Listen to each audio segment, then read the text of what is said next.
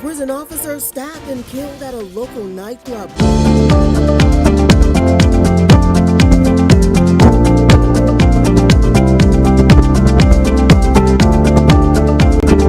Local nightclub, we've got the latest on this.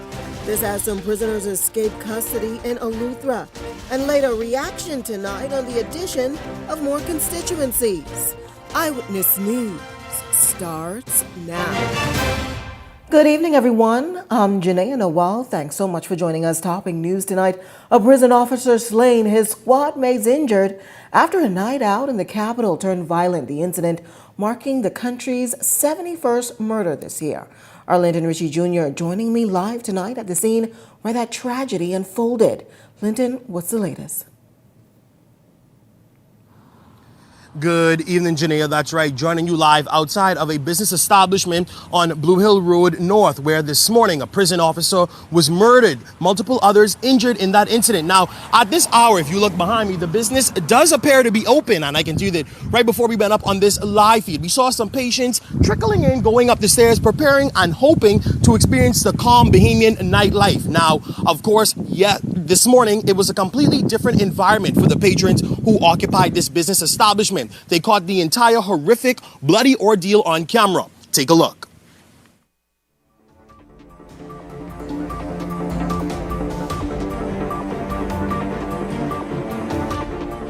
Chaos broke out inside a local nightclub after a man wielding a knife reportedly attacked 3 prison officers, killing 23-year-old Ashantino Johnson and injuring his 2 squad mates. But the violence did not stop there.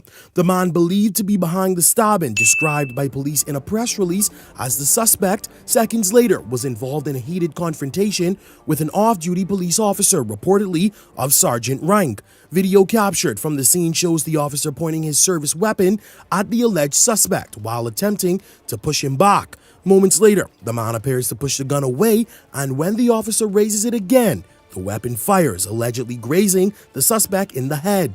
Eyewitness News understands that service weapons can only be carried by off-duty officers with proper authorization, and if the officer was engaged in contracted work, approval has to be given. In a statement to Eyewitness News, Johnson's colleagues described him as a, quote, kind, funny, and sweet person who always took on the jobs others didn't want to do and who always stood out among the crowd.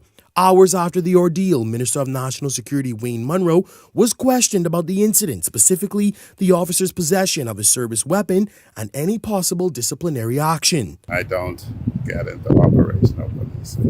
The police will investigate. the police will at the end of the day make a fulsome statement to the press before the matter proceeds further. Now, Janaea, of course, earlier today we saw the business establishment release a statement on social media following that ordeal where they said that violence will not be tolerated. They condemned the actions that took place here this morning. We also spoke with some officials of the business just before we went up on this live coverage who encouraged Bahamians to still make their way down as they say that they are offering a safe environment. And what took place here this morning, it's an issue that they do not stand for. Now, of course, earlier today we also saw the Bahamas Department of Corrections express condolences for the murdered prison officer. But for now, it's a story we are continuing to follow. I'm Linton Ritchie Jr., sending it back to you at the desk. Janaea. Thanks so much, our Linton Ritchie Jr. live tonight. Meantime, Lavon Nairn and Kavan Jo Nashin, they're back in custody in Harbour Island at the Harbour Island Police Station after the man escaped custody on Tuesday. Nairn was in custody for possession of dangerous drugs and possession of dangerous drugs with the intent to supply, while Jonasant was in custody for burglary, shop-breaking, attempted escape from lawful custody, causing harm, and also resisting arrest. Officer in charge of the Eleuthera Police Station, Superintendent Franklin Neely, telling Eyewitness News that the men were able to make good their escape because they reportedly left the island. As officers continue with the special operation to try and locate the suspect sometime around 1:20 p.m., information was received from the public. We was able to go into the Upper Bourg area where we saw and arrested the shop. He is presently in custody, and we continued the investigation into this matter. While not commenting on any case specifically, authorities also reminding civilians that harboring a criminal could find themselves facing the full brunt of the law. I also take this opportunity to advise persons who may be harboring this male in their care and custody that harboring a fugitive is also an offense. And if our investigation reveal that you have been hiding this person from the police, you may face charges. Meantime, 22-year-old Anvar Ferguson of Dorset Alley being charged with the murder in the magistrate's court. Prosecutors allege that Ferguson shot Roland Evans Jr. through Adderley Street, that's off Augustus Street, on August 3rd. The victim died in hospital a short time later. Ferguson not being required to enter a plea due to the nature of the charge. He's been denied bail. However, he's expected to return to court on February 12th for the presentation of a voluntary bill of indictment. Until then, he will spend some time behind bars at the Bahamas Department of Correctional Services. Police are also investigating the death of a 48-year-old man found inside a home on Bay Geranium Avenue on Tuesday night. Authorities say just before officers responded to a call and discovered the man unresponsive with a head injury. Emergency medical services arrived and confirmed the death. Police believe the man may have been an individual that was reported on Sunday past. An autopsy will be determined to determine his exact cause of death. Foul play not being suspected as investigations continue tonight. Well, a total of 64 Haitian nationals repatriated today to Cape Haitian, Haiti. The group including 55 adult males, 7 adult females, and 2 Marne females. The flight departed the Lynden Pinling International Airport at 9:27 this morning following all established protocols. In a statement, the Immigration Department reaffirming its position that all non-nationals living in the Bahamas without legal status, they're urged to regularize their stay or make arrangements to leave voluntarily. Now, those who fail to do so, officials say risk being apprehended, detained, and repatriated at their own expense. A former police officer will spend 4 years in prison and 2 years on probation for trying to pressure a woman into sex in exchange for her freedom. 29-year-old ex-constable Shaquille Williamson. He was sentenced Tuesday by Justice Renee McKay, who said his actions betrayed public trust and also demanded accountability from law enforcement officers. The conviction stemming from a July 2023 incident near Yamacraw Beach. That's where Williamson falsely told a woman she had an outstanding warrant. He suggested that he could make it go away if she went with him. The woman secretly called police, leading to his arrest. He was later fired and convicted. The justice said the case should serve as a warning that abuse of authority will not be tolerated. Williamson faces an extra year in prison if he breaches probation. On to news from the political scene tonight. Following a viral video involving the St. Anne's MP Adrian White, he's maintaining his position tonight as political mudslinging intensifies. Delano Roker has the details. A viral clip making rounds online shows Free National Movement St. Anne's MP Adrian White wiping his feet on a PLP poster that was on the ground during Nomination Day celebrations last week. Some took it as disrespect, while others summed it up to the name of the game in politics. The video has since sparked mixed reactions and heated debate across social media. Since its posting, the video has racked up more than 53,000 views, 2,600 likes, and over 200 comments. White, however, defended his actions, showing no remorse. I think the message is clear. The public didn't have a problem with it. With criticism mounting over whether the act was unbecoming of an elected official, White stood firm, insisting his behavior was not out of line for someone in his position. That politics is the biggest competition in the country, and I'm an entertaining player in that game. When asked if he would do it again, the MP's response left no room for doubt. No regrets. I have no reason to apologize for being a Bahamian. Would I do it again? Yeah, man. White also suggested that the public backlash had less to do with his conduct and more to do with, as he puts it, the color of his skin. The reason why we're being told they need to care is because I'm a white man. And I'm not a white man in my own books. I'm a white man in the eyes of some PLPs. But all the people I went to school with, race isn't an issue. The generations that are coming after me, race isn't an issue. With a by-election on the horizon and the next general election slated for 2026, the question now, could this be the start of a campaign season marked by political stunts and mudslinging? Delano Roker, Eyewitness News. Well, as the country gears up for a by-election and preparations already underway for the 2026 general election, political discussions are heating up. Among the key issues tonight, the proposed boundary cuts in Golden Isles and Killarney, sparking renewed debate about fairness, representation, and cost. Well, the Bahamas Constitution Party, they are calling for an end to constituency additions.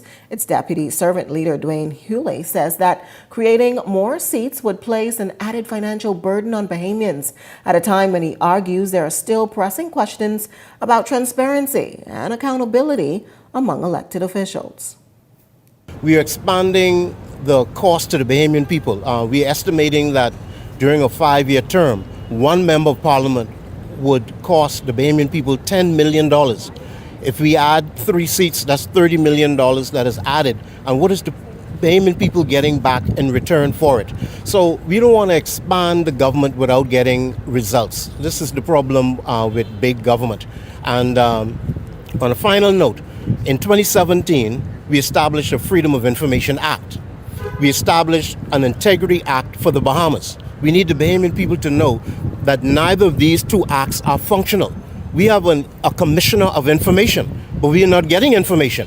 We have a Commissioner of Integrity, but we're not getting any integrity. We've had 4 years of deals being cut and the Bahamian people not knowing the details of those deals. The Bahamian people should not vote for any political party that is not going to fully implement the Freedom of Information Act and the Integrity Act, as it is in Jamaica, as it is in the Turks and Caicos Islands, and results are being yielded. Persons in high position are being pulled out of position for unscrupulous behavior, and this needs to be enforced in the Bahamas going forward. Meanwhile, the BCP Chief Servant Leader, Ali McIntosh, is pushing for both the Prime Minister and Opposition Leader to appoint representation for the People's Senate, offering stronger independent voices in Parliament. The seat that was made vacant by the resignation of Darren Pickstock, we believe should be appointed based on Article 39(4) of the Constitution. We believe this People's Senator has to reflect the balance of independence within the country in the political arena. And this government, this Davis administration, has not appointed those 3 senators based on Article 39(4). And so our appeal to both the Leader of the Opposition and the Prime Minister is to appoint a senator or replace that seat with 2 recommendations that we have put forward. On to some other news tonight. As the Junkanoo drama continues to drag on, the opposition pointing fingers tonight at Prime Minister Philip Davis for what they say he's failed to address the issues. Our Jose Etienne takes it from here. Opposition leader Michael Pintard taking a jab at Prime Minister Philip Davis as the Junkanoo controversy surrounding this year's parades rages on. I think he's late. The largest single cultural expression of the country is in crisis under the present administration. This comes as Davis was expected to meet with the Junkanoo Corporation of New Providence, the entity that was stripped of its parade management duties. The Junkanoo world could be looking at this potential meeting as a silver bullet that would put to rest a lingering standoff between government and the JCNP. The drawn-out Junkanoo drama got to a boiling point after government introduced the Junkanoo Authority Bill that created a frenzy in the creative arena. Stakeholders say what made things worse is when Culture Minister Mario Boleg orchestrated a takeover through the National Junkanoo Committee and swept aside the JCNP. I would argue that he sanctioned it. It's no way an Attorney General or a Minister of Youth, Sports and Culture would have been able to do what they have done up to this point if the Prime Minister did not sanction it. So he is, again, playing that game of good cop, bad cop. He permits his members to run wild and make ill-advised decisions, and then he comes back as if he's come to rescue the day. What also seemed to strike a chord for the opposition leader is Boleg's claims that the JCNP's finances were characterized by mismanagement. The minister was in charge when you had the Jubilee Games and the Carifta Games. The PAC have found a host of irregularities. So this is not a government that has any moral authority to start talking about audits. First of all, they are behind in conducting them. There are unsettling rumors that iconic groups that maintained their loyalty to the JCNP would not follow the NJC's lead and participate in a JCNP-led cultural show. And former Prime Minister Dr. Hubert Minnis says, however the chips fall, he's supporting his group. I would hope that they would all sit down at the table and let calmer heads prevail. I am a Saxon. I go to practice. I went to the Junkanoo Shack yesterday, got my crown measured for my hat, and regardless to what happens, I will be rushing. With the Boxing Day parade just 7 weeks away, only the future will disclose whether the first of two parades happen or not. Jose Etienne, Eyewitness News. A video released today suggesting that the National Junkanoo Committee and the Junkanoo Corporation of New Providence were working together to manage the upcoming Junkanoo parades, the NJC clarifying in a statement that there's no agreement for the joint management of the parades. In the video, JCNP Chair Dion Miller all seemingly appeared to be on one accord, along with Sir Franklin Wilson. So we are gathered here today, assembled, myself, JCNP Chairman Dion Miller, my colleague Andrew Pinder, Chairman of the NJC, with Sir Franklin Wilson, and we are here moving forward in a unified manner in the best national interests of Junkanoo to come together and ensure that this season is a wonderful season for all of our participants and for the Bahamian public. And so we're excited to be at this point and to move forward together hand in hand to make Junkanoo one and whole for all.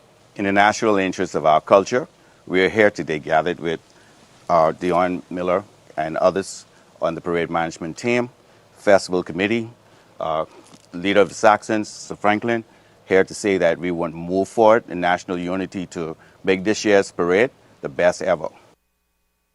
After that video was released, the NJP issued a statement clarifying that that was not the case. The statement reads that the 2025-2026 Junkanoo parades will be managed exclusively by the parade management team appointed by the NJC, operating under the oversight of the Ministry of Youth, Sports and Culture. It adds that this team is led by former Deputy Police Commissioner Douglas Hanna, whose reputation for fairness, integrity, and efficiency is well established. Now, while the NJC values the contribution and experience of individuals across the Junkanoo community, including those who've previously served with the JCNP, the statement says that these individuals will participate in this year's parade as a part of the NJC's official parade management structure, not as a representative of any external body. It's a story we are continuing to follow. Meantime, our Laurencia Smith hit the streets today, speaking with Junkanoo fans. Many of them say they're tired of the back and forth.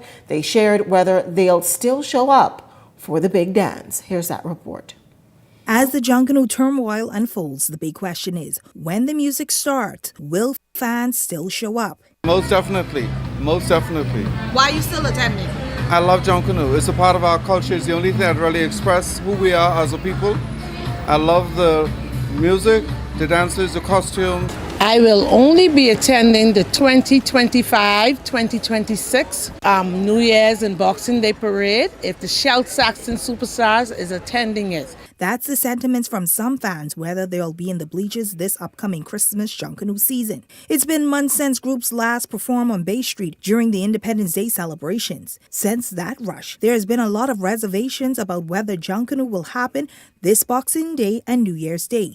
At one point, all Junkanoo activities came to a halt. Some groups say they'll rush under the National Junkanoo Committee banner, while others are choosing to remain under the Junkanoo Corporation of New Providence banner. The back and forth leaving a bitter taste in the mouths of fans. A lot of personal, and everybody forgetting it's a cultural event and it's not an individual event. Junkanoo has been politicized, and I think people has also allowed their personal views and their personal feelings to get involved in it also. Some persons I think they would have lost a bit of interest with because I think most people became frustrated with all of what's been going on. With less than 6 weeks out before the upcoming Junkanoo season kicks off, members of the community say that they want to be able to hear the pulsating sound of the drum. However, they're urging stakeholders to get it together. Get the differences squashed and make Bay Street come alive for Christmas and New Year's Junkanoo. The culture, and so that everything can go well. Because we have tourists that are coming all the time, and tourists house their groups, and they want to see their groups on Bay Street. The pulsating rhythm and beat of the drums. So whenever we hear that drum beat, we got to rock and roll to the rhythm. So we cannot do without Junkanoo. Laurencia Smith, Eyewitness News.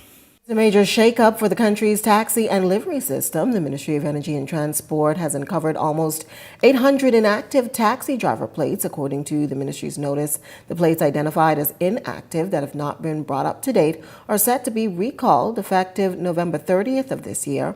The minister, JoBeth Colby-Davis, says the review aims to ensure fairness and transparency in the allocation of those plates. Based on that audit, the notice announced the plates that are listed as inactive for those persons who are holders of that plate to come in, report to road traffic, and either bring their franchise plate up to date, or then there would be consideration to recall.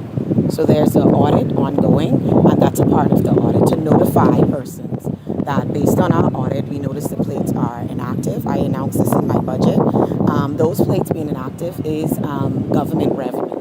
And so we are trying to address it, and it hasn't been done for a number of years. With just weeks left before the recall takes effect, the ministry is calling this a necessary cleanup to modernize the transport industry and make way for new economic opportunities. We still have a number of persons that are requesting or applying for plates, and so from the audit we begin to speak more with road traffic team, the board, to get their advice, and also speak with the cabinet and determine what the next steps would be. But cleaning up the inactive plates in the system helps us to be able to address some of the where we see areas of a potential shortfall in our finance revenue intake at road traffic. It's sometimes skewed because they're calculated based on what they see listed as plates and issuance, but many of them are actually inactive. So it's not that we're not collecting the revenue, it's just that the plates aren't actually being utilized and haven't been so for some time.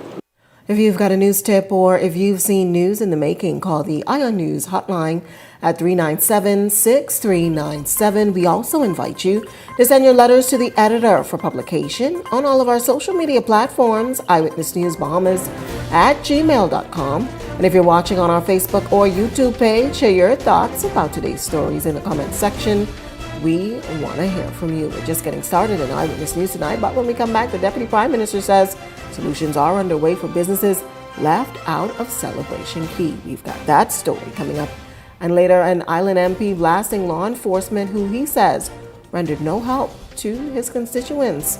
We've got more on his complaints right after this break. Hello, bonjour, hola, hello, ciao. No matter where your passport takes you, BTC roaming keeps you effortlessly connected. Enjoy seamless calls, lightning-fast data, and affordable roaming across the globe. No SIM swaps, no stress. Just one network, working everywhere. So go ahead, explore the world, and still be just a call away from home. Fill up box for only $30. The new KFC Fill-Up Box, serving 6 juicy pieces of chicken, 4 buttery biscuits, crispy fries to share, and 12 premium original recipe KFC nuggets, all packed into one crave-worthy box. So dig in and do whatever the crunch you want with the KFC Fill-Up Box. Only at KFC, it's finger-licking good. This September is a September to remember at Con Bahamas. Get 30% off all windows and doors all month long. We carry Hurricane Impact sliding windows and doors, Hurricane Impact casement windows and doors, as well as PVC windows and doors. Whether you're upgrading for style or preparing for hurricane season, now is the perfect time to save. Visit us today and take advantage of our biggest savings of the season only at Con Bahamas, exclusively at our locations in Freeport, Nassau, Abaco, and Eleuthera. Con Bahamas. Dream, design, deliver. I worked hard every single day, from primary school into secondary school. My name is Darren Pickstock. I started to work at Atlantis as a space cleaner. Nobody could beat me. I took pride in my job. After that, I went to the UK to study law. I'm very proud of my work in the Senate, my advocacy for suicide prevention, my record in empowering young people, and also food security. I'm the chairman of the Bahamas Agricultural and Industrial Corporation. I believe that it is important for us to feed ourselves, so I see that as a national security issue. The government has done a lot, but the reality is there is a lot more to be done. The cost of living is always increasing, and so to be able to bring down the cost of food will assist people in being able to eat properly. Investing in Bahamians is important, extremely important. It is about opening the door. People just want an opportunity. I am very result driven, and that is what Golden Isles will see me as.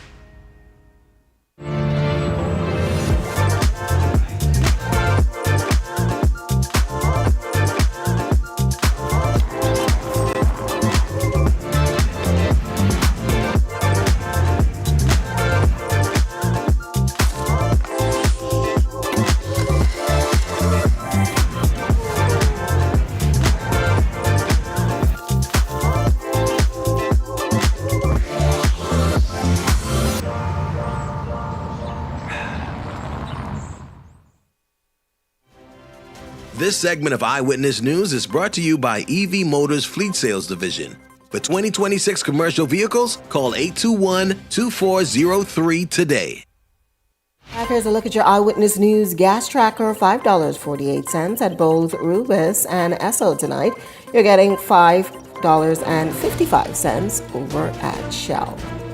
Welcome back. You're watching Eyewitness News. Well, Deputy Prime Minister and Minister of Tourism, Investment and Aviation, Chester Cooper, he's addressing concerns raised by some Grand Bahama business owners tonight who claim they've seen a decline in business since the opening of the Celebration Key. Now, Cooper says strategies are being deployed to ensure that all sectors benefit from the island's tourism activity while providing visitors with a full range of Bahamian hospitality.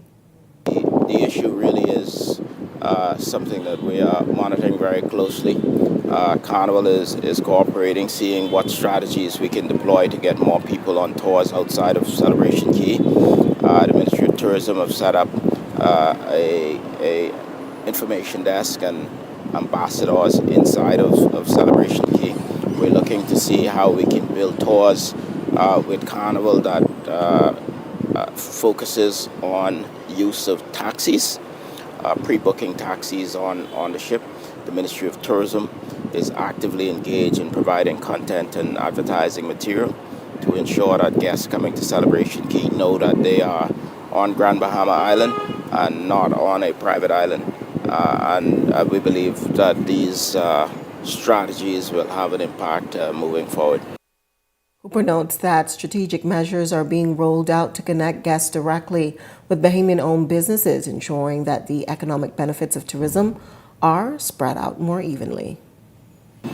Ultimately, we are working to ensure that the economic benefit of cruising to the Bahamas is maximized by Bahamians. So we want the guests to come to the Bahamas. We want them to come off the ships. We want them to stay longer on shore. And therefore, we encourage Bahamians to develop experiences to ensure that our guests come on shore, enjoy themselves, and spend money. We are on an ongoing basis analyzing how we can work together with tour operators, with the cruise lines, and the various chambers of commerce across the country to ensure there's a win-win. In news from the labor front tonight, Bahamas Teachers Union President Belinda Wilson still waiting for a favorable response from government after leaving a letter in their hands. It stems from a myriad of concerns, among them government's salary review exercise that teachers have yet to benefit from. Those concerns resulting in major demonstrations outside of Parliament and the office of the Prime Minister several weeks ago. Wilson says OPM officials acknowledged receipt of her letter, but still were not able to say when an official meeting will occur. Members who are non-Bahamians, who are redeployed, re-employed. I've also received the list, the human resource list that we've been asking for a while. You would note that 3 weeks ago we received the salary review, and I want to state again that the salary review was not a comprehensive review. It only covered middle management and technical officers. So we are still awaiting the listing of our members, both myself and Kimsley Ferguson, the president of the BPSU, because we want to know how much our members will be receiving. Well, what's the latest with the Grand Lucayan Resort? It's the question on the minds of many after government held a signing ceremony with Concord Wilshire earlier this year. East Grand Bahama MP Kwesi Thompson raising the issue on the floor of Parliament today for an update, but got no response. We need to understand what's happening with the Grand Lucayan. Has the funds been received? Is the hotel open? Is the hotel not open? What is happening with the hotel deal? The residents of Grand Bahama would like to understand what is happening with this deal. Thank you very much, Mr. Chairman. Thank you, Honourable Member for East Grand Bahama. The Chair recognizes 12 points. Thank you. Thank you so much, Mr. Deputy. During the beginning of this session, I was unable, because we ran straight into committee stage, to congratulate Nurse Ramming, the president of the Diabetic Association of the Bahamas. Meantime, the Long Island Member of Parliament Adrian Gibson chastising the presence of the Royal Bahamas Defense Force on the ground on the island following the passage of Hurricane Melissa. Gibson, while in Parliament, suggesting that for many of them, it seemed to be more of a photo op the national service. Mr. Chairman, you have people looking up at the sky, through their ceilings, through the roof. You have persons who could see the beams in their ceiling. Mr. Deputy, you have people wading through water to get inside their homes. You have people who cannot drive their cars or could not drive their cars from one end of the island to the next due to the water in the road being so high. So what did the Defense Force come to Long Island for? Must either show up to take pictures. So we need to stop flamming around here. We don't have time for pump faking and flamming. You got an island of 3,000 people and you bring 42 cases of water. I had 60 plus cases of water there. I've sent in cases of water today. You come and you didn't bring any tarps. I was in Kelly's last night, Mr. Chairman, buying tarps because I got a call that they were going to people's home, but there were no tarps. They had no tarps. So I spent almost $1,000 from the constituency fund last night getting tarps to send to Long Island. As the United States continues to grapple with a government shutdown now stretching into its 35th day, concerns are growing across the region about how the ongoing stalemate could affect international travel. Deputy Prime Minister and Minister of Tourism and Investments Chester Cooper addressing the government's close watch on the situation, particularly as it relates to possible impact on the Bahamas and key American destinations. I think the U.S. shutdown is something that we're monitoring. Typically, it doesn't go on as long as it's going this time. It's something that hasn't had any impact in the short term. We're monitoring for the medium to long term how it will impact the pockets of Americans, how will it impact the essential workers required for aviation and other sectors is something that we have to monitor. Short term, there's been minimal, if any impact. It's something that we're following closely through the agencies of government and the Ministry of Foreign Affairs. Cooper also touching on if his ministry is actively addressing any potential disruptions to the flight industry involving Bahamas Air. Too soon. We're monitoring it. We'll respond further in due course.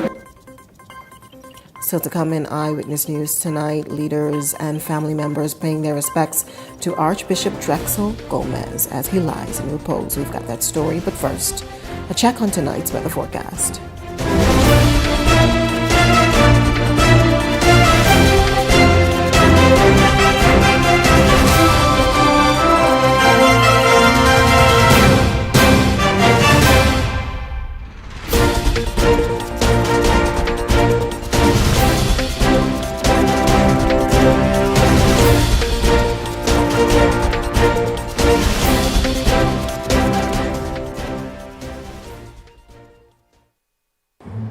One item? Are you tired of limited choices? I'll have the one item on the menu, thank you.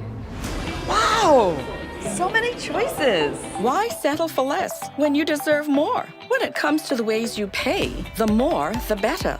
With a variety of payment options available, you can enjoy the freedom to choose what works best for you. Choose freedom. Choose flexibility. Choose from the full menu of payment options. The future of pay is digital.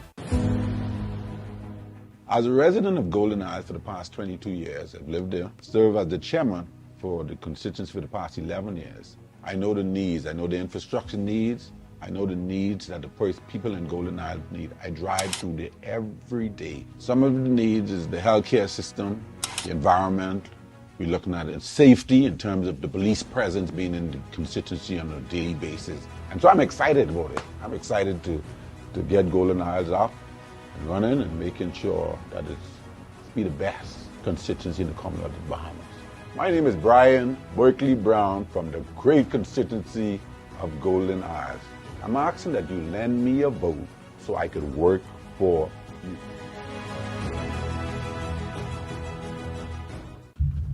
Stop, man, stop.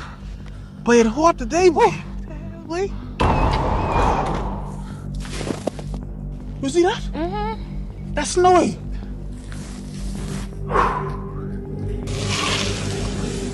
I can cool off, man. Where you going? Get back here. Don't go in there. Be I can inside there. I can cook whatever you want tonight. Where you going? You can do what? I can cook whatever tonight. I forget you can't cook.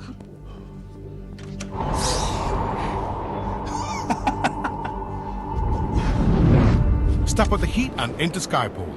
Expert installation, cool comfort, and reliable service. Brought to you by Discount AC and Supplies. Your one-stop shop for top-tier AC units. Things may be tough, but Wendy's got you covered. Grab a day single or chicken sandwich with a junior fries and 16-ounce beverage for just $6.95. Why choose less from the other guys when you can get more? At Wendy's, we're providing bigger bites and better deals. So purchase your Tings Tough Value Meal today. Now available at all locations excluding the airport and food truck.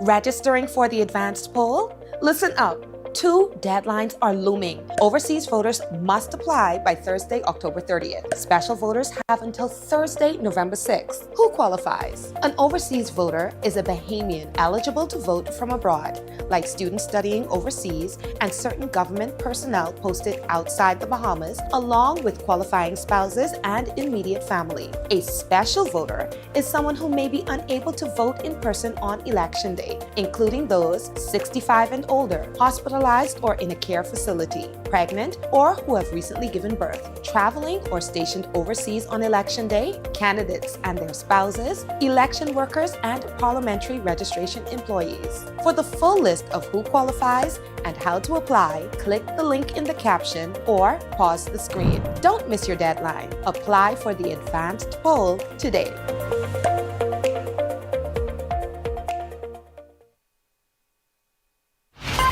You're watching Eyewitness News. Well, the religious community, joined by scores of national leaders from government and the judiciary, mourning the loss today of the late Archbishop Drexel Gomez. Hundreds gathered at the St. Agnes Anglican Church on Blue Hill Road, where the former Archbishop of the West Indies lies in repose. Her Excellency Governor General Cynthia Pratt, Prime Minister Philip Davis, Opposition Leader Michael Pintard, and several senior government officials signing the Book of Condolences, reflecting on his legacy of service, faith, and national leadership. Both Davis and Pintard praised Gomez as a man whose life exemplified commitment to God, country, and the people he served. His unifying and inspiring theological teachings have uplifted all of us, and he'll be greatly missed. Bishop was an inspiration to those of us who were young activists. Some were in high school. I was a student at the College of the Bahamas when he made so many powerful statements about the quality of country that he thought we should be building as a people. And he had no difficulty sharing his recommendations on how we ought to proceed. He was fearless, non-partisan. I found that whatever medicine he dished out back then to the then government Progressive Liberal Party, he has dished out on other occasions to the Free National Movement. Heads of denominations also applauding Gomez's life work, asserting that he promoted Bahamian excellence on pulpits and platforms beyond the country. Bishop Gomez is a larger-than-life person, one of the leaders of a denomination past that has spread his border beyond his denomination. As the leader of Baptists in the Commonwealth of the Bahamas and the leader of the Christian Council, I drew on his wisdom. Here was someone who really didn't need to take the time with a young pastor, but he took the time to not only introduce me to leaders, not only bring me into closed corners, but also teach me the way and fight the cause, sometimes on my behalf. And so I think the country has lost a great legacy. His white paper, his speaking at the inquiry to development of the Bahamas show that there can be integrity in the pulpit and those that can speak to the powers that be. Well, Dame Cynthia Mother Pratt is marking a major milestone, her 80th birthday today. To honor the occasion, the Royal Bahamas Defense Force Band delivering a stirring musical tribute on the grounds of Government House today. Affectionately called Mother Pratt, the beloved national figure, surrounded by family, friends, and well-wishers as she celebrated her special day. Born on November 5th, 1945, right in the heart of the nation's capital, Mother Pratt continues to inspire generations with her leadership, faith, and commitment to the Bahamas. Among them, her son, Juan Pratt Sr., who expressed his joy and gratitude for being able to celebrate his mother. Wonderful, 80 years. I mean, much people get to live to see 80 years. And I mean, with the family, we spent our whole entire life sharing her. So, you know, it's not a bad thing. We get used to it. I hope that you live to see another 80 years. The world would be less without you. Mother Pratt has led a life of service and distinction, previously serving as the Deputy Prime Minister, the Minister of National Security, and Member of Parliament for the St. Cecilia constituency. Beyond her political achievements, Dame Cynthia is also a member of the clergy, a former educator, and also a respected athlete. Happy birthday, Mother Pratt. I'm so proud of her to see where she came from to where she is today and the amount of people she helped along the way. So I'm extremely proud of her. Coming Eyewitness News tonight, our Laurencia Smith has a check on sports right after this break.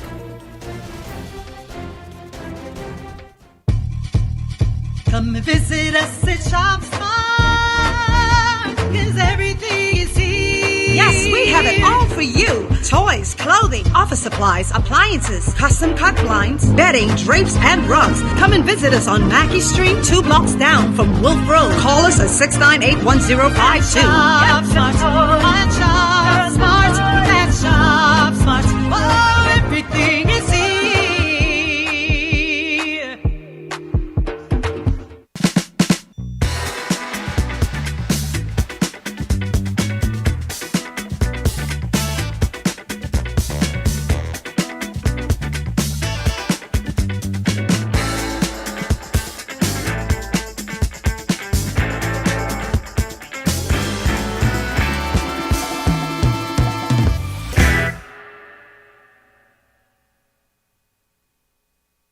At the Water and Sewage Corporation, safety and convenience are our top priorities. However, our meter readers face challenges that can make their job difficult. Locked gates to guard dogs sometimes leads to missed readings and estimated bills, which can be frustrating for you and us. That's why we're upgrading to digital meters. They bring safety, accuracy, and convenience to homes across the Bahamas. We can streamline data collection, reduce on-site visits, and provide more accurate bills with no more estimates. Digital meters also help detect leaks early, saving you from costly bills and reducing water waste. Soon, a user-friendly app will let you track your water usage, manage bills, and stay informed, all at your fingertips. Over the next year, we're rolling out digital meters nationwide, transforming how we serve you with a safer and cost-efficient water supply. To learn about our digital meters, visit our website or call us today. And don't forget to update your information at any of our locations.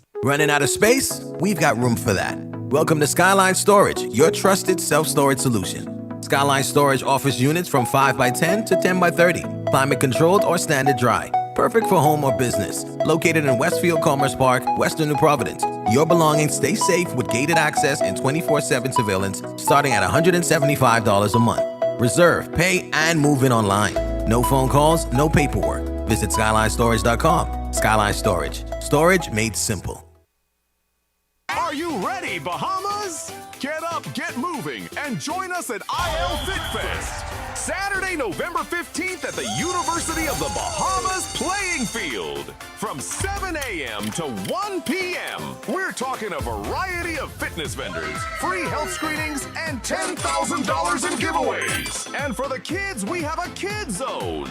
And entry is absolutely free. Don't miss the IL Fit Fest.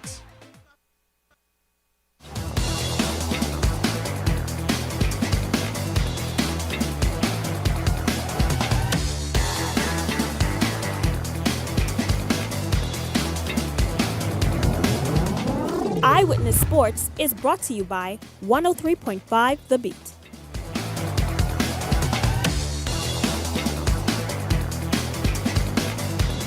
Welcome to another edition of Eyewitness Sports. I'm Laurencia Smith. Thanks for joining us. Topping sports tonight straight from the NBA. The Bahamian big man and the rookie sensation from Bimini are both poised to deliver double-digit performances. Facing off against his former team, the Portland Trail Blazers, DeAndre Ayton led the Los Angeles Lakers to a 123-115 win, dropping a team high of 29 points and grabbing 10 boards. After missing the last game with a back spasm, the big man returned to the starting lineup and made his presence felt. The Lakers are now on a 4-game winning streak, sitting third in the Western Conference with a 6-2 win-loss record, an impressive start despite suffering from a number of injuries early in the season. Meanwhile, VJ continues to shine and make his mark felt in the league. In a recent matchup against the Chicago Bulls, despite dropping the game 113-111, VJ recorded his first ever double-double, finishing with 12 points and 11 boards. The 76ers are now sitting at 5-2 on the season, holding the second position in the Eastern Conference. Now, VJ is leading all rookies in points, assists, steal, and field goals. He's also logged the most minutes, averaging nearly 39 minutes per game throughout 7 outings. The country's sports tourism brand was on full display this past weekend as the Ministry of Tourism, in partnership with the University of Miami Hurricanes, hosted a youth football workshop with the Bahamas Youth Flag Football League over at the fields at the Thomas A. Robinson National Stadium. The one-day youth football clinic gave local athletes a rare opportunity to train with former NFL stars Allen Hurts, Travis Benjamin, and Ja'Cory Harris. The camp geared towards players 14 and older, so more than 50 participants rotate towards drills for the quarterback, running back, and receiver positions. It's an amazing thing to see the smiles and see how happy they are for us to come out here and coach them and teach them a little bit of what we know. It's cool, man, and it does something for me as well. Meanwhile, players Matea McDonald and Sarai Tai called the experience unforgettable, learning firsthand from players who competed at the highest level. I think it's good. They're very patient and they're very kind. Be great. You get a lot of experience because they come from the NFL, the good coaches so far. Program Director Jason Clark says it's an honor to have NFL pros share their experience with our young athletes. It's the second year we're doing this with them. Very important in terms of allowing these kids at least to see the opportunity that can be afforded to them. Tourism Regional Sports Manager Jonathan Lord highlighted the growing partnership between the Ministry of Tourism and the University of Miami. We created last year Canes Weekend in the Bahamas, which is a ministry-owned and operated event, and it's essentially bringing University of Miami fans to the Bahamas. Finally, in sports, the tennis courts were alive recently in Grand Bahama as the Focal Junior Tennis Tournament wrapped up at the YMCA, hosted by the Grand Bahama Tennis Association. The event showcased talented boys and girls, giving them a platform to compete and grow their game. In the boys U18 category, Aiden Ritchie took the title, with Dylan Skies finishing runner-up. For the girls U18, Jaleesa Clark claimed the win over Sarai Clark. Sanjay Watkins won the boys U16 title, while Jalise Selke captured the girls U16 crown. In the U14 division, Julian Williams and Rebecca Button emerged as champions. And in the U12, Oliver Van Olsen and Rebecca Button topped their brackets. Well, congratulations to all of the young tennis players from us here at Eyewitness Sports. That's what's making sports at this hour. I'm Laurencia Smith. Stay tuned for more news on the other side of the break.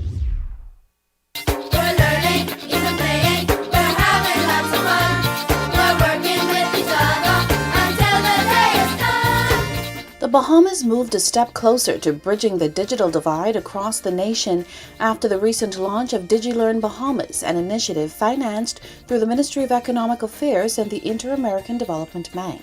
Through this initiative, Bahamians, whether seniors, entrepreneurs, public service workers, or residents of New Providence and Family Islands, our teachers and students, will gain access to free, high-quality training in areas such as information and communication technology, ICT, cybersecurity, e-commerce, digital literacy and productivity tools, and much more.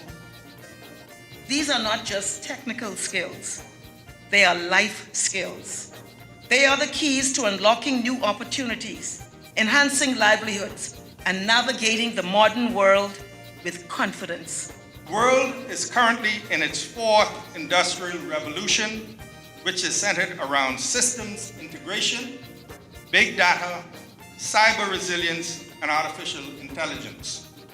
We must therefore be able to support the needs of growing industries by acquiring the required digital skills and channeling professionals to our workforce who are not only able to sustain, but surpass the dynamics of this industrial cycle. As we continue to evaluate the strength and resilience of our economy, The free courses are being done in collaboration with the Education Ministry, the University of the Bahamas, and the Bahamas Technical and Vocational Institute. Until next time, this is Ed Talk.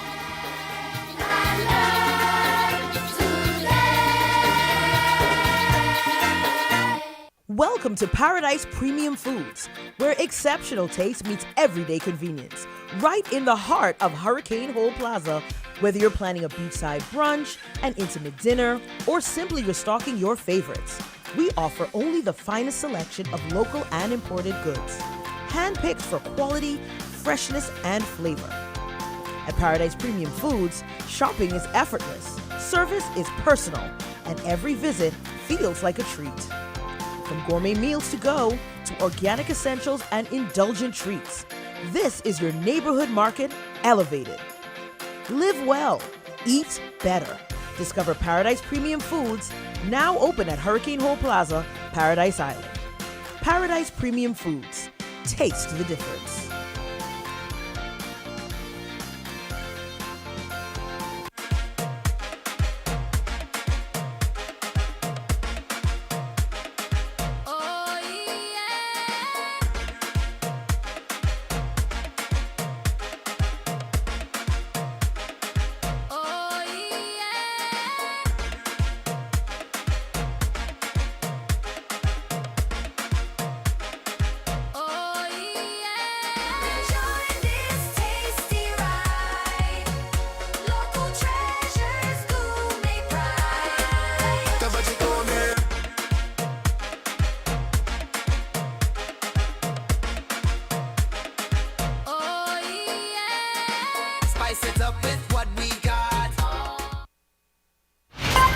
You're watching Eyewitness News. Well, that wraps up news this Wednesday. Coming up and Beyond the Headlines with Shanique Miller, a look at today's top stories. That's coming up and Beyond the Headlines. That starts right after this. That does it for us here in Eyewitness News. It's certainly been a pleasure having you in our company tonight. On behalf of the entire news team, I'm Janae Nawal saying good night and be safe, everyone.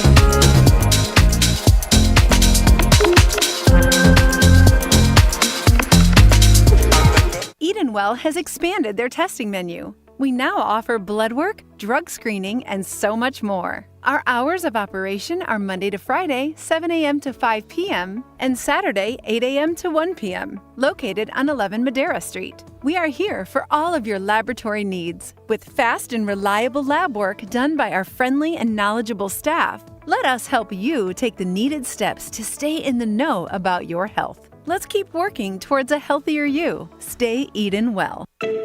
Tired of driving around from place to place just to get your car insured and licensed? Frustrated with the process of being back and forth from your insurance company to road traffic? Well, BMG Insurance Agents and Brokers just made insuring and licensing your motor vehicle as easy as 1, 2, 3. Step 1. Visit us at the Road Traffic Department, Section 1, Thomas A. Robinson Sports Stadium. At our office, you can purchase or renew your insurance or get your vehicle inspected. We at BMG Insurance Agents and Brokers represent major carriers. Step 2. See the professionals at Road Traffic to get your vehicle licensed. Step 3. Enjoy your day. Insure with BMG Insurance Agents and Brokers today, saving you time and money. Your one-stop shop for all of your insurance needs. Great rates, convenient, excellent service. For more information, call us at 322-2221.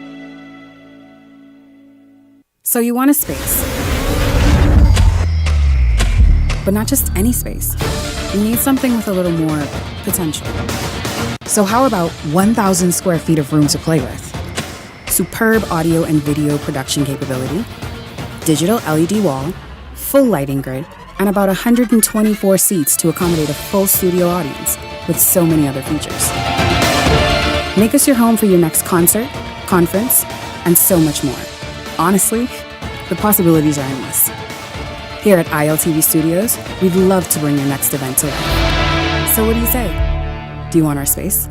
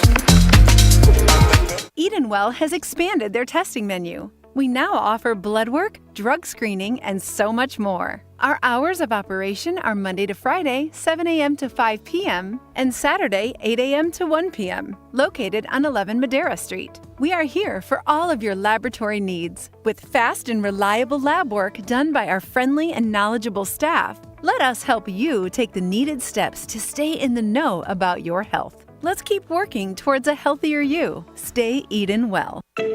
Tired of driving around from place to place just to get your car insured and licensed? Frustrated with the process of being back and forth from your insurance company to road traffic? Well, BMG Insurance Agents and Brokers just made insuring and licensing your motor vehicle as easy as 1, 2, 3. Step 1. Visit us at the Road Traffic Department, Section 1, Thomas A. Robinson Sports Stadium. At our office, you can purchase or renew your insurance or get your vehicle inspected. We at BMG Insurance Agents and Brokers represent major carriers. Step 2. See the professionals at Road Traffic to get your vehicle licensed. Step 3. Enjoy your day. Insure with BMG Insurance Agents and Brokers today, saving you time and money. Your one-stop shop for all of your insurance needs. Great rates, convenient, excellent service. For more information, call us at 322-2221.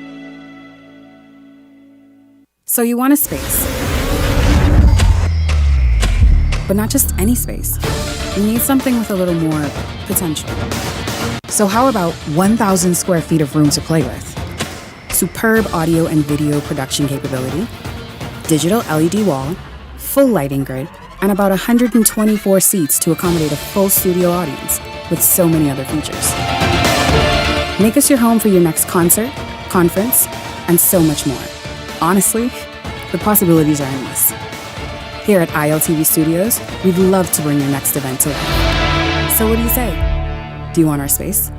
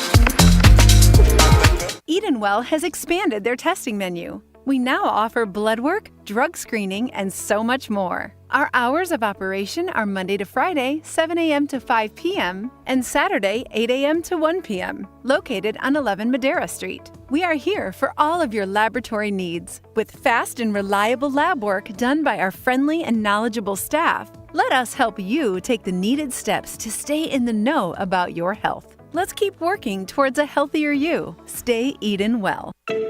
Tired of driving around from place to place just to get your car insured and licensed? Frustrated with the process of being back and forth from your insurance company to road traffic? Well, BMG Insurance Agents and Brokers just made insuring and licensing your motor vehicle as easy as 1, 2, 3. Step 1. Visit us at the Road Traffic Department, Section 1, Thomas A. Robinson Sports Stadium. The thoughts, views, and comments expressed by the hosts, guests, and callers on Beyond the Headlines are not necessarily those of management, ownership, or production unit of the Verizon Media Group. Beyond the Headlines is a production of ILTV Studios and cannot be reproduced or represented in part or entirety without express written permission of the Verizon Media Group. Beyond the Headlines is the intellectual property of the Verizon Media Group. Copyright 2021.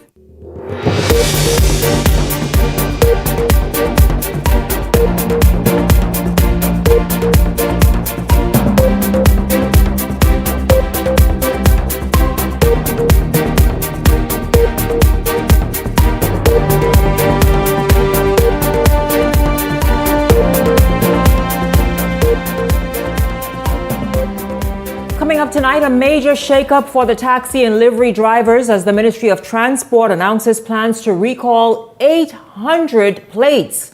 How do industry officials feel about this? Also, many of you polled say we don't need any additional constituencies. We discuss it tonight as we also consider the significant growth of constituencies like Golden Isles and a new history book written by Jeremy Sweeting. It details the origin of the Bahamian Parliament and political democracy in the Bahamas. It's all straight ahead for you this evening. This is Beyond the Headlines. Good evening. I'm Shanique Miller. It's great to have you along this evening. Well, it's a major shake-up for the country's taxi and livery systems. The Ministry of Energy and Transport has uncovered almost 800 inactive taxi driver's plates. According to the ministry's notice, the plates identified as inactive that have been not brought up to date and are set to be recalled effective November 30th. That's the end of this month. Minister of Energy and Transport JoBeth Colby-Davis says the review aims to ensure fairness and transparency in the allocation of taxi and livery licenses. Based on that audit, the notice announced the plates that are listed as inactive for those persons who are holders of that plate to come in, report to road traffic, and either bring their franchise plate up to date, or then there would be consideration to recall. So there's an audit ongoing, and that's a part of the audit to notify persons that based on our audit, we noticed the plates are inactive. I announced this in my budget. Those plates being inactive is government revenue, and so we are trying to address it, and it hasn't been done for a number of years. We still have a number of persons that are requesting or applying for plates, and so from the audit, we begin to speak more with road traffic team, the board, to get their advice, and also speak with the cabinet and determine what the next steps would be. But cleaning up the inactive plates in the system helps us to be able to address some of the where we see areas of a potential shortfall in our finance revenue intake at road traffic. It's sometimes skewed because they're calculated based on what they see listed as plates and issuance, but many of them are actually inactive. So it's not that we're not collecting the revenue, it's just that the plates aren't actually being utilized and haven't been so for some time.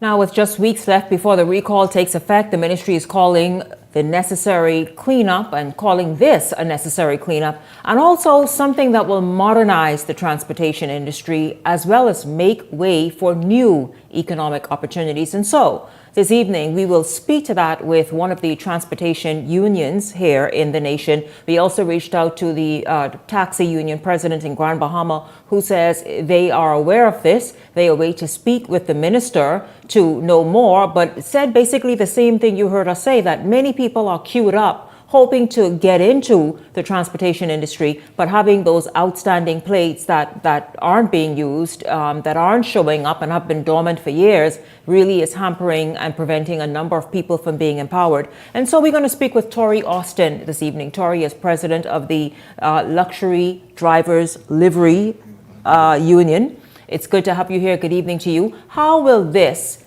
removing and recalling beginning the end of this month, immediately modernize and help modernize this industry? Something that is long overdue, I must say. Good evening again.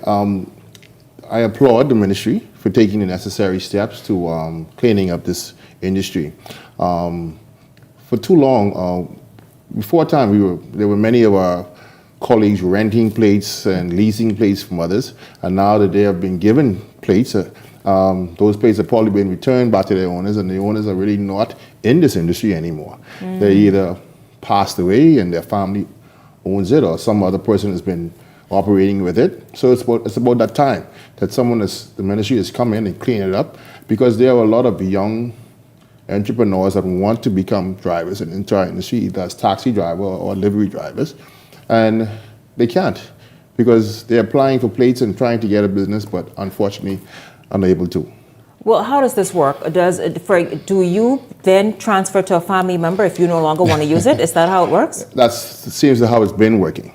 For decades, yes. For decades. It's been that way for decades, where And in fact, someone just told me, I was talking to somebody just the other day, a particular plate number, that person has been deceased for a few years.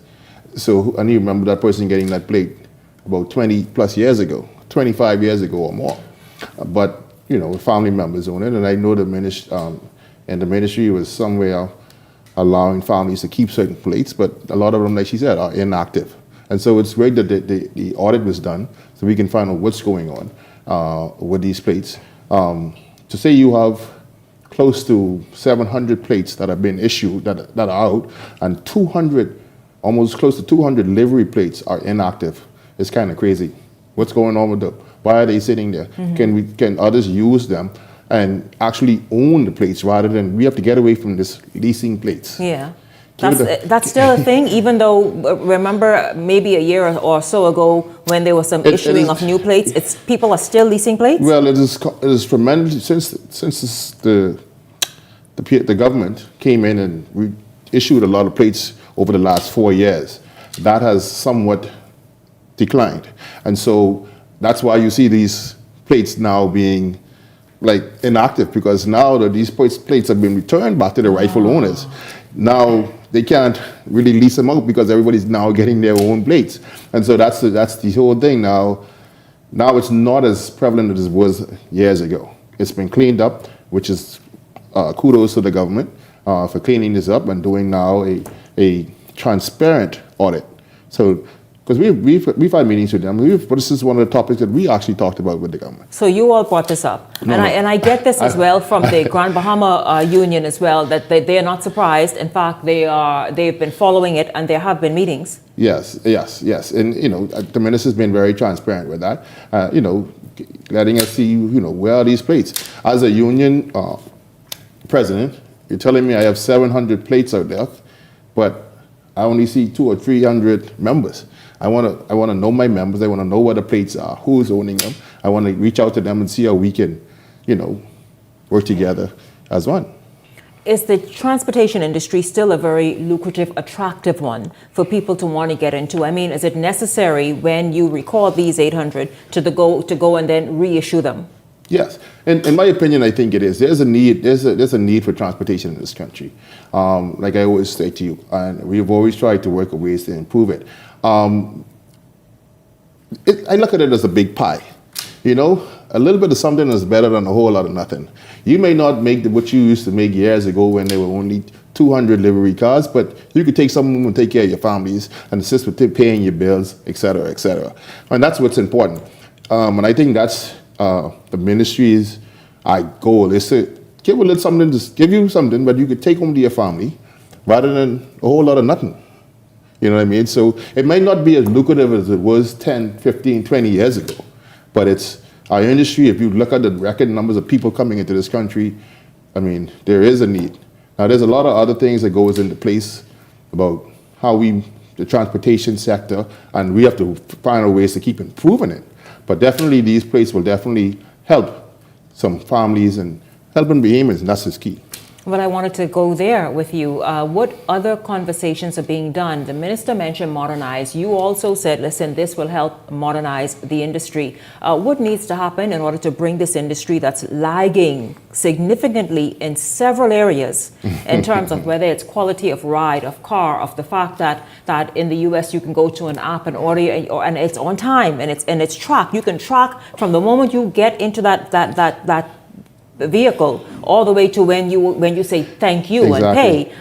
What is being discussed to move the transportation industry along and in a good direction? I'm not saying to mimic that, right. But just in a direction that is just a better quality of service to all of us. Well, I want to say this to you, Shanique.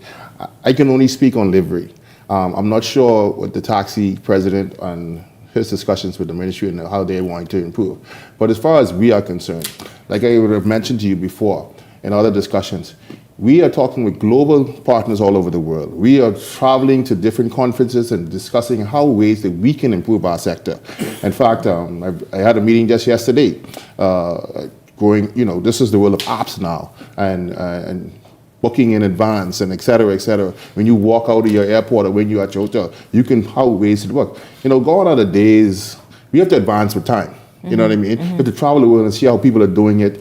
all over the world, and we have to now step up to the plate. And that's where delivery is trying to go to, is finding out ways, seeing ways, talking with global partners, coming up with ideas, getting the brilliant heads to the table, and hopefully coming up with a good system to improve our sector. Yes. Now, what would you say is that interest in terms of people who are waiting for this to happen? Because I'll tell you, when I saw this earlier, I really thought that this would have been something that kind of vexed you all. I mean, the plates have been a thing, something that brought a lot of tension in the industry from taxi drivers, as well as more taxi drivers, but certainly the entire industry. Yes. What now is the anticipation of this move, or behind this move? There's still a lot of people trying to get plates. There's a number of people that I know that are in our union that are still trying to get plates, and we've been trying to assist them. In fact, over the last month, I've just personally walked about 20 people in to just fill out applications and try to get plates. So, we're trying to get plates and trying to get them. The people want to take care of their families, and this is a great job, and it's taking care of me for the last 5 years, and it's done me well. You've only been in the industry for 5 years? Yes. Oh, very interesting. Very, very, very interesting. Yeah, but I mean, it's doing well. It helps me. It takes care of me, and it takes care of me and my kids. It puts a plate on the table. But I mean, we just have to continue talking and creating, and not only talking, putting action in place to improve our industry. Mm-hmm. Like I said to you before, the main reason why I became the president is because I wanted to help move the industry further. And I think with my leadership and the team that I have, the members are eager. They're eager for change. They're eager like I had a meeting last week, and I said, if we don't progress, if we don't see a change, we can't continue doing the same thing we were doing 20 years ago. No. We can't do the same thing we were doing 10 years ago. We need to improve. And so we had a great meeting last week, a report, some great ideas, and they were eager for change. And so hopefully very soon you'll see some of those changes as we present it to the government and to the ministry of how we're going to conduct business here in the Bahamas. Now, some of these ideas, especially the ideas that you have, are they being shared nationwide from Grand Bahama that will soon experience more of a boom to its economy, and also other areas, Eleuthera and other islands? Oh, yeah. The idea that we have, like I say, it's going to be on every island where there's a need. See, we go where there's a need, like I said, we want to go to the locals as well. Wherever people want a black car service, whether it's a limousine, whether it's a nice SUV, a town car, etc., there's an improved way how you will be able to conduct getting us our business, and that's what it's all about. So yeah, we're definitely looking at Grand Bahama, the Abacos, someone just talked to me today. They wanted to take an SUV down in Eleuthera, so Exuma, of course. Anyway, especially where the tourist market is, it seems to be a big thing. So yeah, we're looking at ways to getting all of those spots. I thank you very much, Tori Austin, President of the Livery Drivers Association.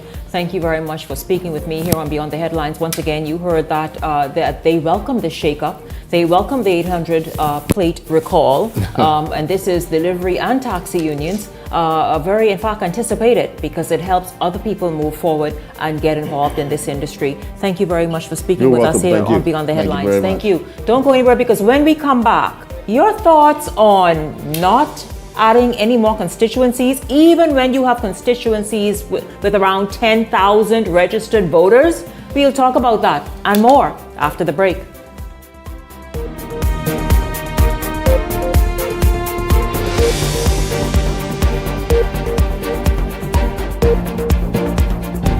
Cancer Treatment Centers of America is now City of Hope, creating one of the leading cancer care and research networks from coast to coast, providing more of what you need.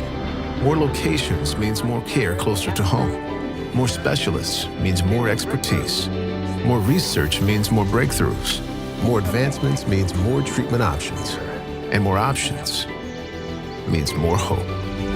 Call now to get more of the care you need. As a resident of Golden Isles for the past 22 years, I've lived there, served as the chairman for the constituency for the past 11 years. I know the needs, I know the infrastructure needs, I know the needs that the people in Golden Isles need. I drive through there every day. Some of the needs is the healthcare system, the environment, We're looking at safety in terms of the police presence being in the constituency on a daily basis. And so I'm excited about it. I'm excited to get Golden Isles up and running and making sure that it's be the best constituency in the Commonwealth of the Bahamas. My name is Brian Berkeley Brown from the great constituency of Golden Isles. I'm asking that you lend me a vote so I could work for you. Ever feel like you're missing your own life because you're constantly running off to the bathroom? Do bladder leaks or pelvic discomfort have you up at night and affect your confidence in everyday life? Those days are over. At Frequency Vitality Center, we offer a solution. Completely painless, fully clothed with no downtime. Perfect for men and women of any age, we help strengthen the pelvic floor muscles while you sit comfortably, improving bladder control, decreasing night waking, and much more. Strengthen your foundation and restore your confidence. Comfort Suites Paradise Island is the best-kept secret in the Bahamas. Located directly next door to the Atlantis Resort, you'll receive all the privileges of an Atlantis guest with all the benefits of a Comfort Suite stay. Enjoy everything Atlantis has to offer, including Aquaventure Water Park, plus all the amenities of Comfort Suites. Free Wi-Fi, free breakfast daily, and kids stay, play, and eat free. Visit ComfortSuitesPI.com. Running out of space? We've got room for that. Welcome to Skyline Storage, your trusted self-storage solution. Skyline Storage offers units from 5x10 to 10x30, climate-controlled or standard dry. Perfect for home or business. Located in Westfield Commerce Park, Western New Providence. Your belongings stay safe with gated access and 24/7 surveillance starting at $175 a month. Reserve, pay, and move in online.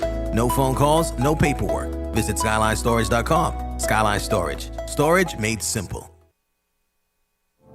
Beyond the Headlines is now introducing powerful TV advertising opportunities made just for you. Choose our television ad package, 20 30-second ads for $2,000 or 20 60-second ads for $2,500 plus VAT. Prefer flexibility? Go a la carte. Just $150 for a 30-second ad or $200 for a 60-second ad. Step into the spotlight with our interview package. 1 15-minute interview for $500 or 4 for $15 per month. Or bring Beyond the Headlines directly to you with our live on location package, only $2,600 plus VAT. For more information, contact our sales agent at 242-466-6173.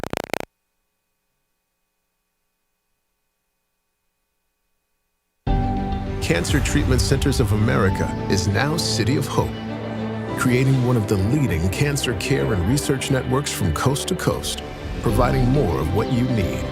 More locations means more care closer to home. More specialists means more expertise. More research means more breakthroughs. More advancements means more treatment options. And more options means more hope. Call now to get more of the care you need. As a resident of Golden Isles for the past 22 years, I've lived there, served as the chairman for the constituency for the past 11 years. I know the needs, I know the infrastructure needs, I know the needs that the people in Golden Isles need. I drive through there every day. Some of the needs is the healthcare system, the environment. We're looking at safety in terms of the police presence being in the constituency on a daily basis. And so I'm excited about it. I'm excited to get Golden Isles up and running and making sure that it's be the best constituency in the Commonwealth of the Bahamas. My name is Brian Berkeley Brown from the great constituency of Golden Isles. I'm asking that you lend me a vote so I could work for you. Ever feel like you're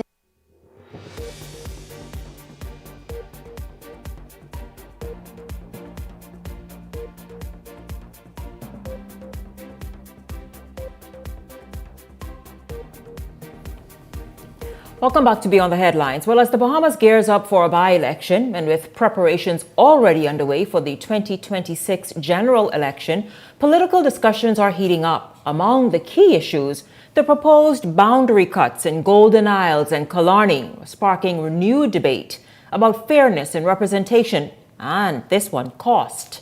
The Bahamas Constitution Party is calling for an end to constituency additions. Its deputy servant leader, Dwayne Hiley, I think I pronounced that correct, says creating more seats would place an added financial burden on Bahamians at a time, he urges, when there are still pressing questions about transparency and accountability among elected officials.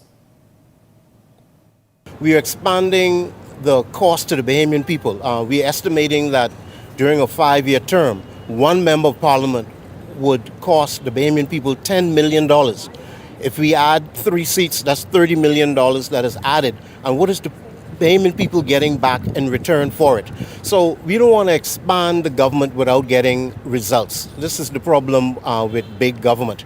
And on a final note, in 2017, we established a Freedom of Information Act. We established an Integrity Act for the Bahamas. We need the Bahamian people to know that neither of these two acts are functional. We have a commissioner of information, but we are not getting information. We have a commissioner of integrity, but we're not getting any integrity. We've had 4 years of deals being cut and the Bahamian people not knowing the details of those deals. The Bahamian people should not vote for any political party that is not going to fully implement the Freedom of Information Act and the Integrity Act, as it is in Jamaica, as it is in the Turks and Caicos Islands, and results are being yielded. Persons in high position are being pulled out of position for unscrupulous behavior, and this needs to be enforced in the Bahamas going forward. The seat that was made vacant by the resignation of Darren Pickstock, we believe should be appointed based on Article 39(4) of the Constitution. We believe this people's senator has to reflect the balance of independence within the country in the political arena. And this government, this Davis administration, has not appointed those 3 senators based on Article 39(4). And so our appeal to both the Leader of the Opposition and the Prime Minister is to appoint a senator or replace that seat with 2 recommendations that we have put forward. Well, of course, the BCPOU, that was Ali McIntosh, BCPOU servant leader, and her deputy. Listen, let's just jump right in. There's a lot to dissect about that and what was said. Welcome to Beyond the Headlines, BTH contributors, Richard Johnson, Ellington Ferguson, and Glenroy Pratt. Good evening to each of you. Welcome to Beyond the Headlines. Good evening, Bahamas. Good evening, Shanique. It's a pleasure to be here once again. Well, it's good to be here, Shanique. It's going to be a little while, but I'm good to be here. Good to have you here. Glenroy, can you hear me? Glenroy, Glenroy, I hope your internet is strong and that you can participate in real time. Welcome to. Can you hear me? Yes, I can hear you now. I think there's a delay here. Just a slight delay, Glenroy. Yes, just good evening, Glenroy. Good evening to you. Listen, you all heard the BCP. They said, listen, no more constituencies, and also the vacancy in the Senate, fill that with someone they recommend. Your thoughts about, let's just deal with the constituency, for example, and just not even the Killarney. We mentioned 2, but let's just talk about Golden Isles. Golden Isles has registered voters that total 8,000. The constituency, the population size is obviously bigger than that. Your thoughts about the BCP saying, listen, regardless of how much an area grows and evolves and develops and the amount of residents in a particular area or constituency, leave the number, which is now 39, as is, because to expand it or to cut the boundary to make it more and more manageable for members of parliament, for example, is just too much. I think, Shanique, when you consider that, you're either saying get rid of the Boundaries Commission, because if we have certain criteria that makes up a constituency and this constituency has ballooned to exaggerated amounts between both Killarney and the Golden Isles constituency, what do you do with when the amount gets so much? Do you not add any new constituency? Do you take some of the people from there and put them in Yamacore? Do you put some of those constituents in Michael? You can't do that. So the only way you can do it is to share that off and create another constituency. It is something that happens as the country grows, as the population expands. This is what is going to happen. We got to be able to chew gum and walk at the same time. We have many other issues that the country has to deal with, has to face. We have to be able to do all of that while we continue to deal with our boundaries commissions when we come to general elections. Go ahead, Glenroy. Well, I agree with that. I mean, and obviously we have a challenge where there are some quarters our population seems to be shifting, and we have to meet the needs of our population change. And if, just the fact that we wait till these times, it's just unfortunate, because obviously it isn't as if this problem wasn't known prior to an upcoming election, which is currently going on. This should have been dealt with, in my view, far earlier, because then it gives the perception, if they want to now make any changes, there is that perception of gerrymandering and all this other stuff. And so we just need to be ahead of the game and make sure that we do things in a timely fashion. Richard, your thoughts? I mean, I think the comments by the BCP, I think is hogwash, as far as I'm concerned. It's rhetoric and it's just baseless. Because again, the country is evolving and we are growing. You have right now in Golden Isle, Chinique, where we have, like you say, you only could record 8,000 registered voters. But that doesn't mean another 15 is there or whatever. So again, Absolutely. It's growing, it's development. You even look at the Parliament of the Bahamas. Again, it's rat infested. When we discuss now building a new parliament, we have a problem with that too. So again, we are developing and we are moving. Absolutely. You look at when we discuss parliamentarians getting a pay increase. Oh, don't talk about that because that ain't relevant right now. But again, it was not done from the late 80s or 70s. So again, we need to develop, we need to move forward. The country is growing. And so I can't see how you can say not add more seats when you have a population of some 8,000, 10,000 in one constituency. That's ludicrous. Minimum. So I don't know if she's going to. Well, let's just flesh that out a little bit more to see how maybe unrealistic and unreasonable an idea it is. We expect in the Bahamas, and it's an expectation I hope that we grow out of as we continue to mature. I mean, we are 52 already. Right. You expect a member of parliament to walk door to door and say hello to you. And this is why now, if we were in the United States, I could buy that argument, because in the United States, they have millions of people in an area. You don't see your congressman on each door. You don't see your senator on each door. You don't see your governor of whichever state on each door, your mayor, that kind of thing. No. Yeah, they make their stops and they have big meetings. What I'm saying is their political model is so different that they can kind of have an 8,000, 15,000 member population constituency, and that'd be okay because the people ain't looking to see them. Right. But in the Bahamas, we are still very much looking to say, oh, I saw him, I saw her, and they were here, and yes, they sat down and ate some corned beef and rice with me, or whatever. It's unrealistic. And if they don't come. And if they don't show up, when we start to make these demands and suggestions,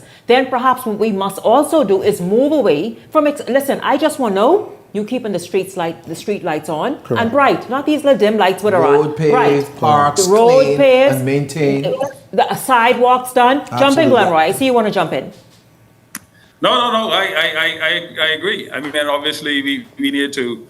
I mean, there's only so much one MP can do if he has to touch so many different people, right? The fact is that we have to segment it in a way that it makes sense. Because what that means also is that if you do have a large number of individuals in one constituency over another, that means there's a good portion of people that are going to be underserved. Absolutely. And so with that said, that creates a problem. Absolutely. Ellington? Yes, and so when you look at these constituencies, you look at Kalani from right here, West Bay Street, Cable Beach area, all the way out to our South Ocean. Right. You look at Golden Isles. From Golden Isles Road all the way out to Adelaide. Yes. I mean, it's tremendous. It's tremendous. and people are spread out there, and you have different demographics, and for members of parliament to be able to touch all of those people, no, it's a challenge. But you look at Michael. Michael is another challenge that's the government has. Right. They want to. They have been looking at it. I'm aware of. But to break it up is a challenge again. It's already few voters there. But the difficulty in the member of parliament. See now, and you talk about Richard mentioned raising the pay of parliamentarians. So we give parliamentarians so much money to for travel and stipend and stuff like that.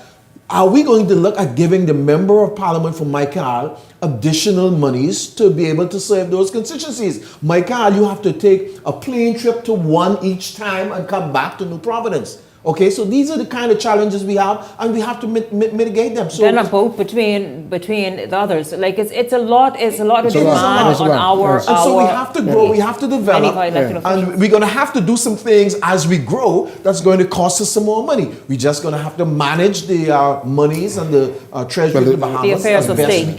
That recommendation can fly.